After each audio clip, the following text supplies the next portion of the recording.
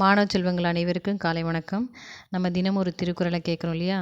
அந்த வகையில் இன்றைய திருக்குறள் புகழ் என்ற அதிகாரத்துலேருந்து எடுத்திருக்கேன். புகழ் அப்படின்னு சொன்னால் புகழ்ச்சி, புகழ்தல், அதாவது போற்றுதல்னு அர்த்தம். அது போற்றுவது எப்படி அப்படின்னா, ஒருத்தர் நல்ல செயல்களை செய்யும் பொழுது அவர்களை புகழ்ந்து பேசுவோம் இல்லையா? நல்ல குணங்கள் இருக்கிறவங்களையும் புகழ்ந்து பேசுவோம். இதை பற்றி வள்ளுவர் என்ன சொல்கிறான்னு பார்க்கலாமா?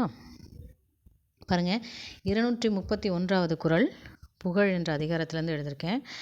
ஈதல் இசைப்பட வாழ்தல் அது வல்லது ஊதியமில்லை உயிருக்கு. மறுபடியும் வாசிக்கிறேன். ஈதல் இசைப்பட வாழ்தல் அது வல்லது ஊதியமில்லை உயிருக்கு அப்படின்னு சொல்கிறார்.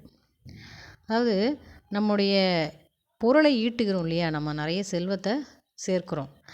அந்த செல்வத்தை சேர்க்கிறத ஏன்னா நம்மால் முடிந்ததை பிறருக்கு கொடுக்கணும். பிறருக்கு கொடுக்கணும், இருக்கிறவங்களுக்கு கொடுக்கணும் இல்லை, இல்லாதவர்களுக்கு, ஏழைகளுக்கு கொடுப்பது. நம்மகிட்ட இருக்கிற பொருளை நம்மால் முடிந்தளவு ஏழைகளுக்கு கொடுப்பது அப்படின்னு சொல்கிறார். அதனால் புகழ் பெருக வாழ்வது. இந்த மனுஷன் இருக்காரே, நல்லால் முடிஞ்சதை பிறருக்கு கொடுக்கக்கூடிய குணமுள்ள ஒரு பெரிய நல்லவர் அப்படின்னு அடுத்தவங்க பேசுவாங்க.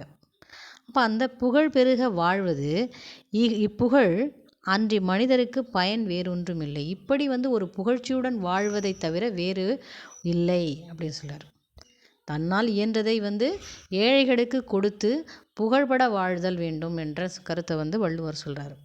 பிறர் போற்ற வேண்டும்.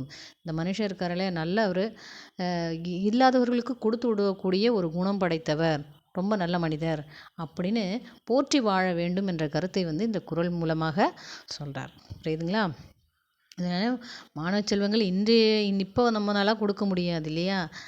வளர்ந்து பெரிய ஆளாகிட்டு என்ன பண்ணணும்?